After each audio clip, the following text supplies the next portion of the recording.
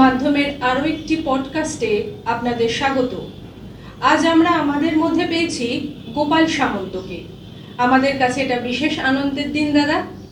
তো গোপাল সামন্তকে আমরা চিনি অনেকেই, আবার হয়তো অনেকে চিনি না। সে সূত্রে আমি বলে রাখি, তিনি সেভ বেঙ্গল সেভ ইন্ডিয়ার মুভমেন্টের ফাউন্ডার এবং তিনি কর্মসূত্রে ছত্তিশগড়ে থাকে, একজন সফল ব্যবসায়ীও। তো দাদা, আমি আপনার চোখ দিয়ে আজকে বাংলা এবং বাঙালি সম্পর্কে জানবো এবং এটা আপনাদের সামনে তুলে ধরবো। তো নমস্কার দাদা, মাধ্যমে আপনাদের স্বাগত। নমস্কার আর অনেক অনেক ধন্যবাদ। তো দাদা, আমরা জানতে পেরেছি যে আপনি কর্মসূত্রে এখন ছত্তিশগড়ে থাকেন এবং আপনি কলকাতাতেও আপনার বাড়ি রয়েছে এবং আপনার বাবা কর্মসূত্রে ছত্তিশগড়ের রায়পুরে ছিলেন, সেটা তাও 1984 খ্রিস্টাব্দ। আর তারপরে আপনি হলো দ্বিতীয় পুরুষ। তো এই বিষয়ে দাদা আপনি কি বলবেন? আমার জন্ম কলকাতাতে, আর তারপরে আমার বাবা চাকরি সূত্রে ট্রান্সফার নিয়ে রায়পুরে পোস্টিং হয়েছিল 1984-তে। তখন আমি প্রায় 4 বছর বয়সে আমরা রায়পুরে যেতে হয়েছিল, আর তারপর রায়পুরেই পড়াশোনা করেছি, ওখানেই চাকরিও করেছি, তারপরে ব্যবসাও করছি। তবে আমার মনে হলো আর মনে হতো যে বাংলার একটা বাঙালি হয়ে জন্মানো আর বাংলায় জন্মানো এটা একটা গর্বের ব্যাপার। বাংলার সাথে কানেকশনটা সবসময় যেন এরকমই থাকে, সেই জন্য আমি বিয়েও আবার কলকাতাতেই করলাম। আমার শ্বশুরবাড়ি কলকাতাতে, আর আমি বাংলার সাথে রোজ, আপনারা যেমন কানেক্টেড আমিও সেরকমইভাবে কানেক্টেড। আমরা বাড়িতে বাংলাই বলি, খাবার দাবারও বাঙালি খাবার দাবার পছন্দ করি, বা নর্মাল বাঙালিরা যে কলকাতায় করছে তারা সেই কাজটাই আমরা কলকাতার বাইরে বা বাংলার বাইরে করছি। তা আমার মধ্যে আর আপনার মধ্যে কোনো পার্থক্য আমি খুঁজে পাই না, কিন্তু বাঙালিদের মধ্যে আমরা নিজেরই কিছু কিছু পার্থক্য বানিয়ে দিই, যেমন প্রবাসী বাঙালি, বাঙাল, এদেশি আর রিফিউজি। আমরা বাঙালিরাই 4টে পার্থক্য বানিয়ে দিয়েছি, কিন্তু অন্য কোনো ল্যাঙ্গুয়েজে এত পার্থক্য নেই। সেটা আমার একটা ছোট মনের ভেতরে একটা কথা ছিল, সেই জন্য আপনি বললাম। তো দাদা, ছত্তিশগড়ে তো বাঙালিরা হলো সেকেন্ড পপুলার জেনারেশন বলতে পারি আমি। তো সেক্ষেত্রে সেখানকার বাঙালিদের যোগদান কি? দেখুন, খালি ছত্তিশগড় না, এই দেশের অনেকগুলো প্রদেশে, সেটা মধ্যপ্রদেশ হতে পারে, গুজরাট হতে পারে, মহারাষ্ট্র হতে পারে, রাজস্থান হতে পারে, উত্তরপ্রদেশ হতে পারে, উড়িষ্যা হতে পারে, বিহার, ঝাড়খণ্ড, সবকটা প্রদেশেই সেকেন্ড নম্বরের পপুলেশন বাঙালিদের। আর এই সব রাজ্যতে যখন নির্মাণ কার্য হয়েছে, যখন আমি যে কথা বলছি সেটা ব্রিটিশ শাসনের কথা বলছি, ব্রিটিশ শাসন থেকেও যখন ভেবে দেখুন, প্রথম ইঞ্জিনিয়ারিং কলেজ কলকাতায় ছিল, প্রথম মেডিকেল কলেজ কলকাতায় ছিল। সেই জন্য যখন ব্রিটিশাররা এক এক জায়গায় ডেভেলপমেন্ট নিয়ে গেছে বা এক একটা প্রদেশকে ডেভেলপমেন্ট করা শুরু করেছে, তখন প্রথম যারা গেছিল সেই কাজ করার জন্য, সেই ডেভেলপমেন্টটা আগে বাড়ানোর জন্য, তারা বাঙালিই ছিল। যেমন আপনি যদি ছত্তিশগড়ের পরিপ্রেক্ষিতে কথা বলেন, তো ছত্তিশগড়ের প্রথম ম্যাজিস্ট্রেট বাঙালি, ছত্তিশগড়ের প্রথম ডাক্তার বাঙালি, ছত্তিশগড়ের প্রথম উকিল বাঙালি, ছত্তিশগড়ের প্রথম ইঞ্জিনিয়ার বাঙালি। আর এরকম যা কাজ আপনি দেখবেন ছত্তিশগড়ে, যেটা ব্রিটিশ শাসনে হয়েছে বা তার পরবর্তী জেনারেশনেও হয়েছে বা ভারতের স্বতন্ত্রতার পরেও হয়েছে, তার মধ্যে বাঙালিদেরই হাত পাবেন। আর এটা ছত্তিশগড় না, এটা পুরো দেশে সর্বভারতীয় ব্যাপার এটা। তো আমি বলতে চাইছি যে আপনি বাঙালি, কর্মসূত্রে জন্মসূত্রে আপনি বাঙালি, সেক্ষেত্রে আপনি ছত্তিশগড়ে কর্মসূত্রে গেছেন এবং সেখানে গিয়ে আপনি একটা মুভমেন্ট শুরু করেছেন, যেটা সেভ বেঙ্গল সেভ ইন্ডিয়া নামে পরিচিত। তো সেই বিষয়ে আপনি কি বলতে চাইছেন? আমরা ছত্তিশগড়ে থাকি, আর আমরা বাংলার বাইরের বাঙালি, যারা বাংলার বাইরে নিবাস করছি। আমরা কিছু সময় এটা ভাবতে পারি যে আমরা বাংলার বাইরে আছি, কিন্তু ফাইনালি এটাই চিন্তা করতে হবে যে বাংলা থেকে আমরা আলাদা হতে পারবো না, আর বাঙালি থেকে আমরা আলাদা হতে পারবো না, বাঙালি থেকে আলাদা পরিচয়ে আমরা নিজেকে জানাতে পারবো না। সেই জন্য বাংলায় কি হচ্ছে, বাংলায় কি ঘটনা চলছে, বাংলায় আজকে রাজনৈতিক পরিস্থিতি কি, সামাজিক পরিস্থিতি কি, সাংস্কৃতিক পরিস্থিতি কি, সেটা নিয়েই বাঙালিকে কথা বলতে হয় আর কথা শুনতেও হয়।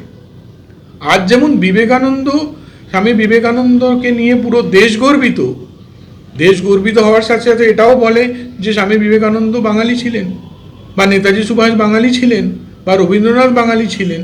যেমন একটা সৎকার্যর প্রশংসা হয়, তেমনই কিছু যদি কাজ খারাপ হয়ে যায় সেটার নিন্দাও হয়। আজ বাংলার যে পরিস্থিতি, সেটাতে আমাদের প্রশংসা আর হচ্ছে না, সেটা নিয়ে নিন্দা হচ্ছে।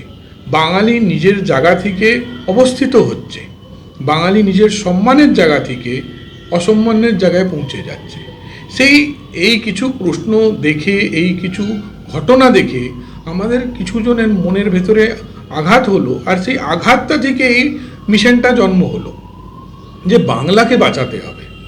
বাংলা যদি বাঁচে তাহলে দেশ বাঁচবে।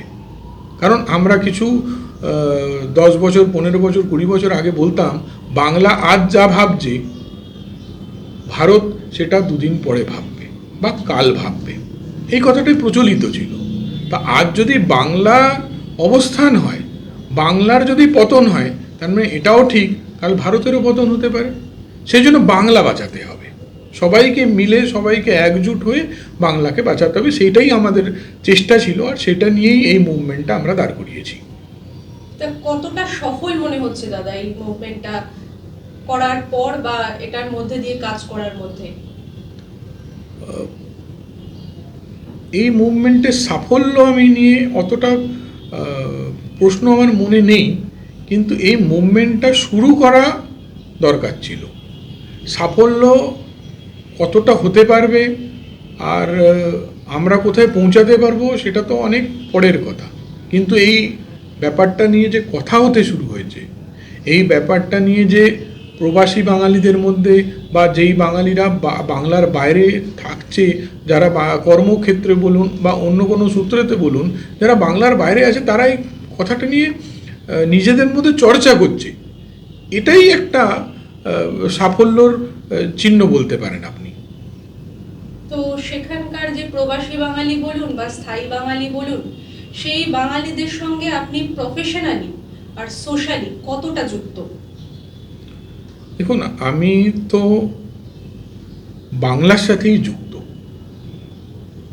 আর একটা বাঙালি যে ক্যালিফোর্নিয়াতে আছে, সেও অষ্টমীতে পুজো দেয়, অষ্টমীতে পুষ্পাঞ্জলি দেয়। আর যে লন্ডনে আছে, সেও পুষ্পাঞ্জলি না দিয়ে জল খায় না।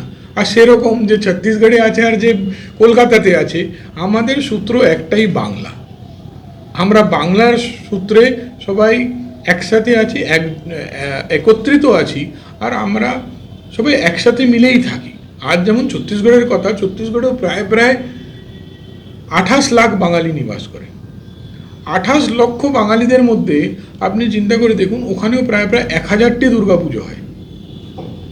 তো সেই হিসেবে আমরা আমাদের সমাজকে নিয়ে একত্রিতভাবে বসবাস করি, আর সেটা পুরো ভারতের গল্প, আর সেটা পুরো বিশ্ব ব্রহ্মাণ্ডের গল্প। তো দাদা, আপনার সাথে কথা বলে আমরা জেনেছি যে আপনার শ্বশুরবাড়ি কলকাতার বেহালায়।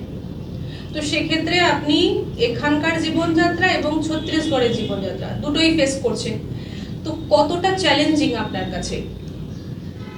দেখুন, এটার দুটো উত্তর দিতে পারি। একটা ছোট্ট উদাহরণ হচ্ছেই যে আমার ওয়াইফ কলকাতাতেই পড়াশোনা করেছে, কলকাতা ইউনিভার্সিটি থেকে এমফিল করেছেন। এবার উনি যখন এখানে আসেন, তখন 3 দিনই হাঁপিয়ে যান। এর থেকে বড় এক্সাম্পল আপনাকে আমি কি দেব? আজ বাংলায় অটো ধরা থেকে পোস্ট গ্রাজুয়েশন করা বা চাকরি পাওয়া, সব কিছুই স্ট্রাগেল। বাংলায় কোন কাজটা স্ট্রাগেল ছাড়া হতে পারে আমি বুঝতে পারছি না। আমরা যখনই কলকাতায় আসি, তো কলকাতাতে এত ভিড় বেড়ে গেছে, এত ডেমোগ্রাফিক চেঞ্জ হয়ে গেছে, যে কলকাতার সেই কলকাতা নেই। আজ আমরা ছোটবেলায় চিড়িয়াখানা যেতাম, চিড়িয়াখানায় গিয়ে আমরা ঘুরতে যেতাম বা আমরা আনন্দ করতে যেতাম। আজকে আপনি চিড়িয়াখানায় গিয়ে দেখান, একটা বিশেষ সমুদায় ছাড়া আপনি চিড়িয়াখানায় কাউকে দেখতে পারবেন না। আপনি নিউ মার্কেট চলে যান, আপনি ইকো পার্ক চলে যান, আপনি নিকো পার্ক চলে যান, আমি খালি কলকাতার কথা বলছি, আপনি কোথায় যাবেন? বাজারে দাঁড়ানোর জায়গা থাকছে না। আচ্ছা, এইভাবে জনসংখ্যা বৃদ্ধি যেটা হচ্ছে, এটা কি ন্যাচারাল? এই প্রশ্নটা আমি প্রত্যেকটা কলকাতার লোকেদের বা আমার রিলেটিভদের জিজ্ঞেস করি যে এটা কি ন্যাচারালি পসিবল? আর একটা সমুদায়ের জনসংখ্যাতে এত বৃদ্ধি হচ্ছে, অন্য সমুদায়ের জনসংখ্যাতে বৃদ্ধি অতটা হচ্ছে না। তো এটা এই অ্যাবনর্মাল জনসাংখ্যিক পরিবর্তনটা কি করে হচ্ছে? আর সেই অ্যাবনর্মাল জনসাংখ্যিক পরিবর্তনের জন্যই কলকাতায় আজকাল পথে ঘাটে স্ট্রাগল। কলকাতায় আপনি যেটা কথাটা বললেন, আমার মনে হয় কলকাতায় আপনি খুঁজে দেখাতে পারবেন না এরকম লোক যে সকাল থেকে সন্ধ্যেবেলা পর্যন্ত কাজ করছে আর কাজের পরে যখন বাড়ি যাচ্ছে তার মাথাটা অতই শান্ত আছে যখন সে যে অন্য কিছু নিয়ে, রাজনীতি নিয়ে, সংস্কৃতি নিয়ে বা আর্ট অ্যান্ড কালচারকে নিয়ে চিন্তা করতে পারে। সেই স্ট্রাগেলেই ব্যস্ত, তাকে এই স্ট্রাগেলেই ব্যস্ত করে রাখা হয়েছে যাতে সে দেশের ব্যাপারে আর দশের ব্যাপারে চিন্তাই না করতে পারে। এই স্ট্রাগেলটাই তাকে লাস্ট জায়গায় পৌঁছে দিয়েছে, আর এই স্ট্রাগেলটা নিয়েই সে ব্যস্ত, আর এই স্ট্রাগেলটা নিয়েই সে মস্ত। আপনি যখন এতবার স্ট্রাগলের কথা বলছেন, তো একটা প্রশ্ন না জিজ্ঞাসা করে পারছি না যে এখানকার শিক্ষিত যুবক তারাও কর্মসূত্রে বাইরে যাচ্ছে, আবার যারা পরিযায়ী শ্রমিক হয়ে বাইরে যাচ্ছেন সে কথা তো আমরা জানি। তো সেক্ষেত্রে এখানে ব্যবসার তো অগ্রগতি নেই। তো সেক্ষেত্রে আপনি একজন সফল ব্যবসায়ী হয়ে এই দিকটা কিভাবে দেখছেন? দেখুন, পশ্চিমবাংলার একটা ডেটা ম্যাজিক চিন্তা করা উচিত। পশ্চিমবাংলার ডেটা ম্যাজিক হচ্ছে এই যে পশ্চিমবাংলার বর্তমান সরকার বারবার সব প্ল্যাটফর্মে দাঁড়িয়ে বলছে যে পশ্চিমবঙ্গতে জিডিপির গ্রোথ হয়েছে। তো যদি জিডিপির গ্রোথ হয় তাহলে পার ক্যাপিটা ইনকামের ডিসগ্রোথ কি করে হতে পারে? এটা একটা প্রশ্ন। আর এই প্রশ্ন থেকে আপনার প্রশ্নের উত্তর জন্ম নিচ্ছে।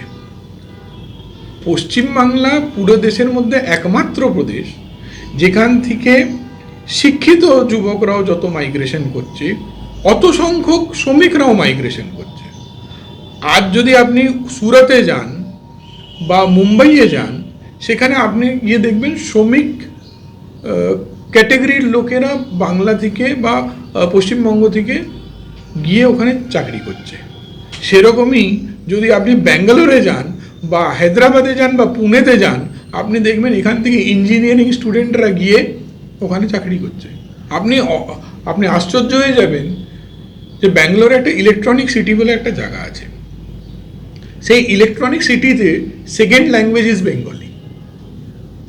ওখানে স্ট্যান্ড আপ কমেডিয়ানরা দাঁড়িয়ে বাংলা আর বাঙালির ওপরে যত কমেডি করে বা যত কথা বলে, হয়তো অতটা কথা তারা কন্নড়ের ওপরে কথা বলার চান্স পায় না। তো এই হচ্ছে বাঙালিদের সংখ্যা। যদি এখানে অপরচুনিটি থাকতো তাহলে কেন এত মাইগ্রেশন হতো? মানে মাইগ্রেশনের কোনো ক্লাস হচ্ছে না। তারপরে আরেকটা চিন্তাধারা আপনি করে দেখুন যে বাংলা থেকে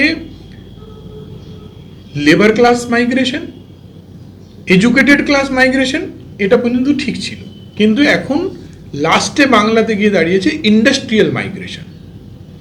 আজ বাংলার বড় ইন্ডাস্ট্রিয়াল হাউসরা নয় ভারতের ভেতরে অন্য কোনো প্রদেশে, মহারাষ্ট্র, গুজরাট, ছত্তিশগড়, উড়িষ্যাতে চলে যাচ্ছে, বা তারা হংকং চলে যাচ্ছে। আপনি আজ যদি কলকাতায় গিয়ে বড় ব্যবসায়ীদের কাছে বসেন, তাহলে আপনি জানতে পারবেন যে এদের মধ্যে থার্ড জেনারেশনরা সবাই হংকং চলে গেছে বা মাকাও চলে গেছে।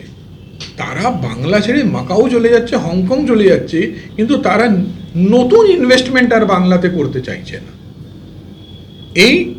এই প্রবলেমটা, এই প্রশ্নটা আমার কাছেও যতটা ইম্পর্টেন্ট, আপনার কাছেও ততটাই ইম্পর্টেন্ট। বাংলায় তো চাকরি নেই প্রায়, মানে সেটা আমরা দেখেওছি।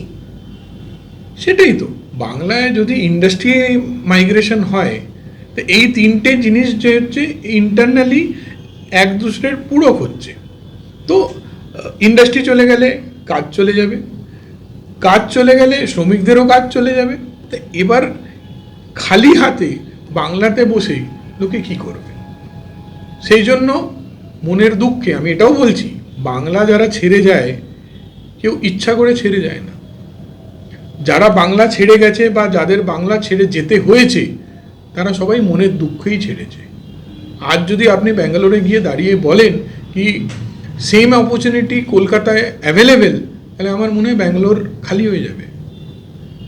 এত সংখ্যক বাঙালি ছেলে মেয়েরা ওখান থেকে চাকরি ছেড়ে ফেরত চলে আসবে কলকাতায়। কিন্তু আপনি কি গিয়ে বলতে পারবেন, বা কলকাতার বা ওয়েস্ট বেঙ্গলের সরকার গিয়ে এই কথাটা বলতে পারবে? সেটাই প্রশ্ন। তো দাদা, আপনি ছত্তিশগড়ের বাঙালিদের ছাড়াও আরও অন্যান্য সম্প্রদায়ের সঙ্গে নিশ্চয়ই যুক্ত, এবং সেখানকার যে বাঙালিরা তারা কি বলছে পশ্চিমবঙ্গ সম্পর্কে? পশ্চিমবঙ্গ সম্পর্কে অন্য বাঙালিরা কি বলছে সেটা কথা বলার আগে একটা বেসিক টপিক আমাদের ডিসকাশন করা উচিত, যে বাংলাকে বাঙালিরা কত ভালোবাসে। আমার মনে হয় এই পুরো দেশে, যেমন আমি দুর্গাপুজোর কথা বললাম, যেমন আমি অঞ্জলির কথা বললাম, সেরকমই যদি আপনি দেখেন তো বাংলার যে নরেন গুড়ের সন্দেশ আর নতুন গুড়ের রসগোল্লা এই দেশের কেরালাতেও পাবেন, কাশ্মীরেও পাবেন, অমৃতসরেও পাবেন, হায়দ্রাবাদেও পাবেন, আর বোম্বেতেও পাবেন। এবার চিন্তা করে দেখুন বাঙালিরা বাংলার সাথে কত কানেক্টেড। কিন্তু অন্য জায়গায় গিয়ে আপনি যদি দাঁড়িয়ে দেখেন তো আজ বাইরের বাঙালিরা বাংলাকে নিয়ে চিন্তিত।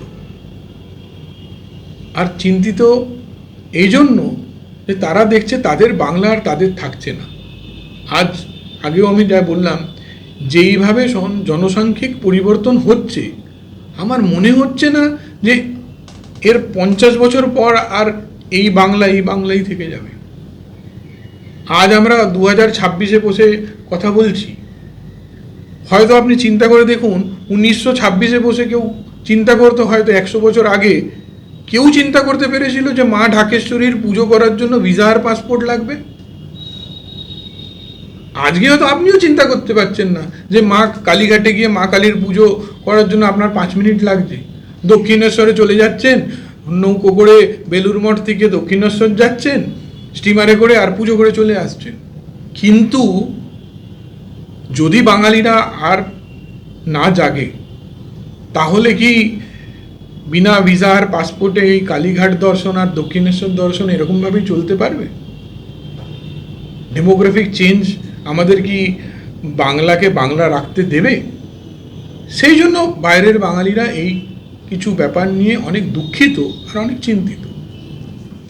বাঙালিরা বাংলাকে ভালোবাসছেও, তার থেকে আমার মনে একটা জিনিস মানে জিজ্ঞাসা করতে ইচ্ছা করছে যে অবাঙালিরা কিন্তু বাঙালির অনেক ভালোবাসে, মানে বাঙালির এই সম্প্রদায় বা বাংলা ভাষা। তো সেক্ষেত্রে অবাঙালিরা কি বলছে এই পশ্চিমবঙ্গ সম্পর্কে? 2011-র পরে বাঙালিকে নিয়ে চিন্তাধারা বদলে গেছে অবাঙালিদের। 2011-র আগে চিন্তাধারা আলাদা ছিল, আর 2011-র পর চিন্তাধারা আলাদা হয়ে গেছে। 2011-র আগে কেউ যদি বাঙালি যেত কোথাও কারোর সাথে নন বেঙ্গলিদের মাঝখানে কথা বলতে, তাহলে তাদের বলা হতো যে বাঙালি মানে ইন্টেলেকচুয়াল, বাঙালি মানে বুদ্ধিমান, বাঙালি এসছে মানে নতুন কিছু আইডিয়া দিয়ে যাবে। আর এখন যখন 2011-র পরে বাঙালি কথা বলতে যায়, তারা আগে থেকে আতঙ্কিত হয়ে যায় যে বাঙালি আসছে, এ কিন্তু ঝগড়া করতে পারে, এ কিন্তু ঝগড়ার আগে মারপিটও করতে পারে, তারপরে কিন্তু কোর্ট কাছারিও করতে পারে। এ বাঙালি আসছে, বাঙালি থেকে একটু বেঁচে থাকলে, বাঙালি থেকে একটু দূরে থাকলে ভালো। এই হচ্ছে অবাঙালিদের মধ্যে আজকের চিন্তাধারা, যে বাঙালিদের থেকে যত দূরে থাকবে তত ভালো থাকবে। এটা রিসেন্ট টাইম, এই 15 বছরে এই চিন্তাধারাটা ডেভেলপ হয়েছে। আর হয়তো এই চিন্তাধারাটা পরিবর্তন তখনই হতে পারবে যখন বাঙালিরা নিজেরা চিন্তা করবে যে এই চিন্তাধারাটাকে পরিবর্তিত করতে হবে। আপনি একটা সময় পশ্চিমবঙ্গে ছিলেন, কিন্তু পশ্চিমবঙ্গ ছেড়ে চলে যখন আপনি গেছেন, তখন আপনি বাংলাকে একটা বাংলার সঙ্গে যুক্ত একটা মুভমেন্ট নিয়ে ভাবছেন। এই ভাবনাটা হঠাৎ করেই এলো নাকি মানে কোনো বিশেষ কারণে? আর এটার উপর আপনি সাফল্যটা কিভাবে দেখছেন? দেখুন, আমি প্রথমেই বারে বারে বলছি যে বাঙালি বাংলাকে ছাড়তে পারবে না, না মন থেকে না কাজ থেকে। বাঙালি আর বাংলা এক। এবার ইভেনচুয়ালি আমি যদি বলতে চাই যে আমার বাবা এখানেই পড়াশোনা করেছিলেন, আমরা রায়পুরে গেছিলাম। গত বছর আমার বাবা গত হয়েছেন, তো আমি ওনার সাথে যখন লাস্ট টাইমে কথা বলতাম, সবসময় ওনার মনে একটাই জিনিস ছিল যে বাংলায় ফিরে যেতে হবে। উনি আর বাংলায় ফিরে আসতে পারলেন না, ওনার অস্থি বিসর্জন করতে আমায় বাংলাতে আসতে হলো। যে আজ আমার মতন কত ছেলে আছে যারা তাহাদের বাবাদের অস্থি বিসর্জন করতে বাংলায় আসতে হয়, কারণ তাদের বাবা মারা এখান থেকে গেছিলেন, আর তারা নিজের লাস্ট জীবন পর্যন্ত, লাস্ট ব্রেথ পর্যন্ত তারা হয়তো ভেবেছে কি বাংলায় ফিরে যাব। তো তারা তো আসতে পারেনি, কিন্তু আমাদের মতন যারা সেকেন্ড জেনারেশন আছে তারা যেন আসতে পারে, তারা যেন ফেরত এসে বাংলার মাটিতে নিজে ঠাঁই করতে পারে, সেইটার জন্য এই প্রচেষ্টাটা আমরা করছি। আর আবার আমি বলছি, যাতে বাংলায় এসে কলকাতায় ভিক্টোরিয়ার সামনে দাঁড়িয়ে ফ্যামিলি ফটো তোলার জন্য ভিসা পাসপোর্টের দরকার না পড়ে, সেই জন্য আমরা এই প্রচেষ্টাটা করছি। তো আমরা দাদার সাথে বেশ খানিকক্ষণ কথা বললাম এবং আলোচনার একদম শেষ পর্যায়ে চলে এসেছি। শুধু একটা প্রশ্ন করব দাদা, সামনেই ইলেকশন পশ্চিমবঙ্গে, এটা নিয়ে আপনি কিছু বলুন। দেখুন, fortunately unfortunately system is driven by politics. So when you need to change the system, you have to have a political idea. This is the backbone of any system. মানে আমরা বাঙালিরা মাঝে মাঝে বলি আমি পলিটিক্স পছন্দ করি না। সবাই বাঙালিদের কাউকে আপনি কারোর কাছে জিজ্ঞেস করে দেখুন, সেই বলবে আমরা পলিটিক্স পছন্দ করি না। কিন্তু তার 1 মিনিট পরে সে হয়তো ইরানে কি চলছে আর আমেরিকা কি কি মিসাইল নিয়ে যুদ্ধে নেমেছে সেই বিষয়েও কথা বলে নেবে। এই হচ্ছে বাঙালি। তো আমরা যখন ইরানের কথা চিন্তা করছি, আমেরিকার কথা চিন্তা করছি, তো আমরা বাংলার কথা কেন চিন্তা করব না? আজ বাংলাতে কি হচ্ছে, বাংলার পলিটিক্যাল সিস্টেমটা কোথায় পৌঁছে যাচ্ছে? আজ একটা লিডার সে বলছে যে দেশের স্বরাষ্ট্রমন্ত্রীর গলা কেটে দেওয়া উচিত। একটা মেম্বার অফ পার্লামেন্ট এরকম কথা বলতে পারছে? একটা মেম্বার অফ পার্লামেন্ট প্রাইম মিনিস্টারকে বলতে পারছে যে ওকে ডেকে নিয়ে আসো, আমি ঠিক করে দেব। এটা একটা ল্যাঙ্গুয়েজ, এটা একটা বাঙালির ল্যাঙ্গুয়েজ। বাংলা কোথায় পৌঁছে গেল? বাংলা কার মুখ দেখে আগে যাচ্ছে? আপনি নিজেই চিন্তা করে দেখুন যে এই বাঙালির মুখ কি ছিল। এই বাঙালির মুখ ছিল নেতাজি সুভাষচন্দ্র বোস, এই বাঙালির মুখ ছিল স্বামী বিবেকানন্দ, এই বাঙালির মুখ ছিল গুরুদেব রবীন্দ্রনাথ ঠাকুর। আজ আপনি হয়তো পুরো দেশে যখন ঘুরবেন, তো দেশের প্রত্যেকটা কর্নারে আপনি ভগৎ সিংকে পাবেন, কিন্তু ক্ষুদিরামকে পাবেন কি? এই ভুলটা কার? বাংলার প্রশাসনের, বাঙালির। যে আজ ভগৎ সিংকে তো সবাই চেনে, কিন্তু ক্ষুদিরামকে চেনে না। সেই জন্য আমরা চাই যে ক্ষুদিরামকেও চিনুক, নেতাজি সুভাষকে আবার বাংলার মুখ হিসেবে চিনুক। সেই জন্য বাংলায় পরিবর্তন, পলিটিক্যাল পরিবর্তনের তো একটা দরকার দেখাই যাচ্ছে। আর আমার মনে হয় সবাই মিলে চেষ্টা করলে এই পরিবর্তনটাকে নামিয়ে দেওয়া যাবে। আর আমার মনে হয় আবার যখন বাংলার গর্বিত মুখকে আমরা দেখব, তখন আমাদের সবাই মনে প্রাণে শান্তি হবে। তো মাধ্যমের সময় দেওয়ার জন্য অসংখ্য ধন্যবাদ দাদা। আশা করব আপনি এভাবেই মাধ্যমের পাশে থাকবেন এবং আপনাকে আমরা আবারও যখনই ডাকবো তখনই নিশ্চয়ই পাবো। অনেক অনেক ধন্যবাদ। এখানেই আমরা শেষ করছি আমাদের পডকাস্ট। আপনারা সঙ্গে থাকুন, দেখতে থাকুন মাধ্যম।